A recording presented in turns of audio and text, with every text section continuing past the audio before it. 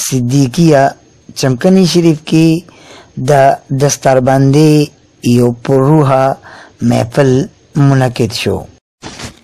پدی پروگرام کی مشر ملما پیر طریقت و رہبر شریعت حضرت مولانا قاری بشیر احمد صاحب. پدی موقع دا جامعہ صدیقیہ چمکنی شریف محترم جناب مولانا عبدالمتین صاحب راغلی ملمنو تا پخیر راغے ہوئی. علماء کرام حضراتو دا قرآن پاک پا فضیلت باندی رنا باچا ولا او وی چی دا قرآن پاک پس دگا کی دا دنیا او دا آخرت کامیابی دا.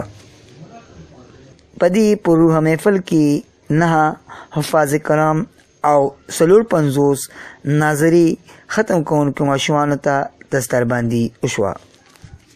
نو مسلمانانو نو خبر ډیر واضحه ده چې د ایمان خاوندانو ته الله پاک فرمای خپل ځانم بچ کړئ او خپل بچي اهل و عیالم بچ کړئ دا اورونه چې د هغې خشاک کاڼي دي خلک دي دا پکې بلیږي او په هغې باندې داسې فرشتې مقرره دي چې هغه ډېر سخت خوی والا دي.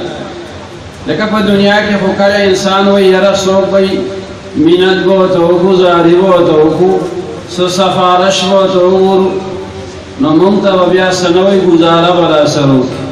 الله پاک فرمایي دغه اور باندې چې کومې فرشتې مقرر دي هغه سخت خوی والا دي هغه بیا چا سره نرمي نه کوي او که څوک وایي چې یاره موږ به ورسره وجنګېږو مقابله به ورسره وکړو ځان به اخلاص کړو نو الله پاک فرمایي دا قوت والا فرشتې دي ډېرې طاقتورې فرشتې دي.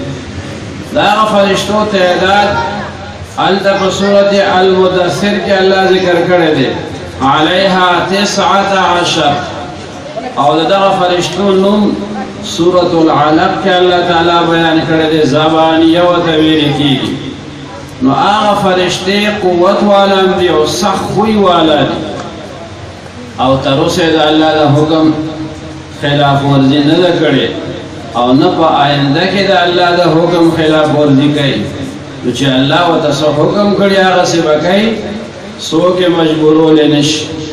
ښه نو چې دومره سخت اور دی او په هغې باندې دومره سختې طاقتورې فرشتې مقرر دي د هغه اور نه مؤمنانو ځان هم بچ کوي او خپل اهل و عیال هم